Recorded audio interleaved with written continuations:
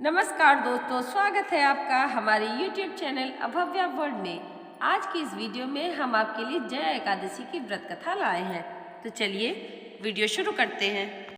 धर्मराज युधिष्ठिर बोले, हे भगवान, आपने माघ मास के कृष्ण पक्षी षठतिला एकादशी का अत्यंत सुंदर वर्णन किया। अब आप कृपा करके माघ शुक्ल एकादशी का वर्णन कीजिए। इसका क्या नाम है, इसके व्रत की क्या विधि है और इसमें कौन से देवता का पूजन किया जाता है। श्री कृष्ण कहने लगे, हे राजन, इस एकादशी का नाम जया एकादशी है। इसका व्रत करने से मनुष्य ब्रह्म हत्यादि पापों से छूटकर मोक्ष को प्राप्त होता है तथा इसके प्रभाव से भूत पिशाच आदि योनियों से मुक्ति हो जाती है। इस व्रत को विधि पूर्वक करना चाहिए। अब मैं तुमसे पद्म पुराण में वर्णित इसकी महिमा की एक कथा सुनाता हूँ।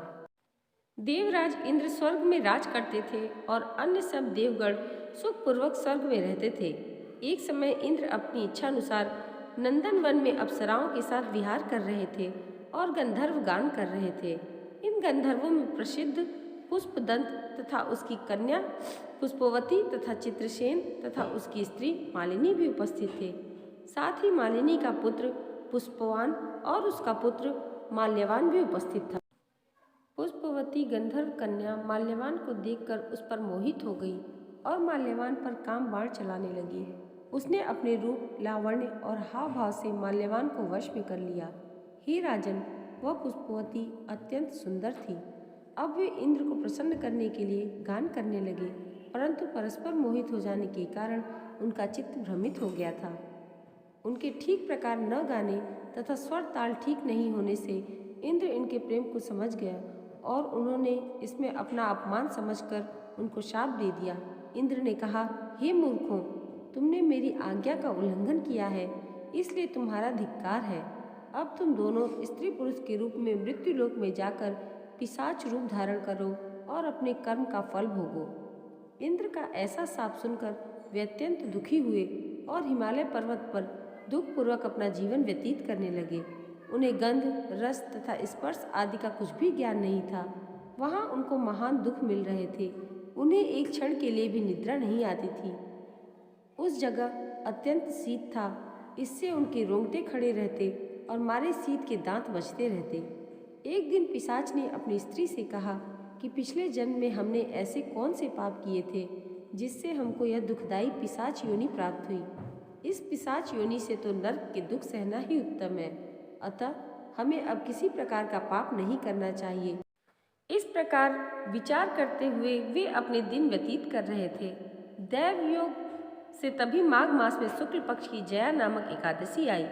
उस दिन उन्होंने कुछ भी भोजन नहीं किया और न कोई पाप कर्म किया, केवल फल फूल खाकर ही दिन व्यतीत किया और सायंकाल के समय महान दुख से पीपल के वृक्ष के नीचे बैठ गए।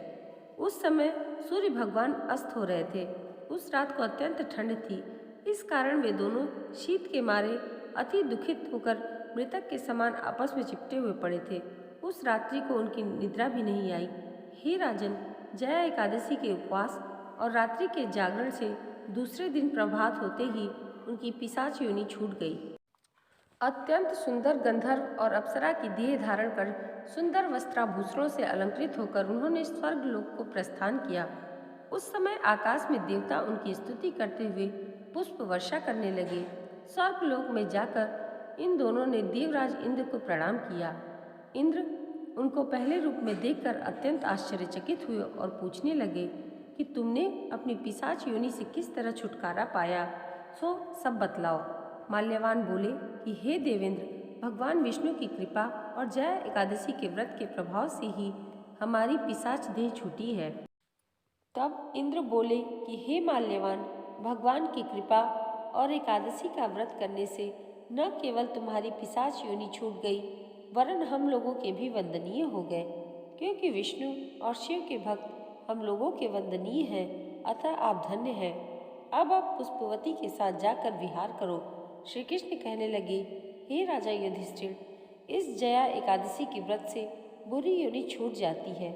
जिस मनुष्य ने इस एकादशी का व्रत किया है, उसने मानो सब यज्ञ, जप, दान आदि कर लिया है।